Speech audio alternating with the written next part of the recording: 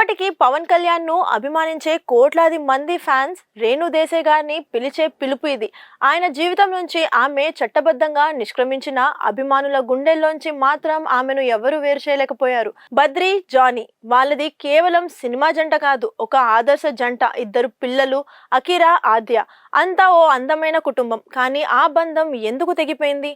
తెలుగు రాష్ట్రాల్లో అత్యంత శక్తివంతమైన లీడర్, పవర్ స్టార్ గా వెలుగుతున్న పవన్ కళ్యాణ్ తన జీవితంలో తీసుకున్న అత్యంత వివాదాస్పద నిర్ణయం మూడో పెళ్లి. రేణు దేశాయ్ లాంటి భార్య ఉండగా పవన్ కళ్యాణ్ మూడో పెళ్లి వైపుకు ఎందుకు అడుగులు వేశారు?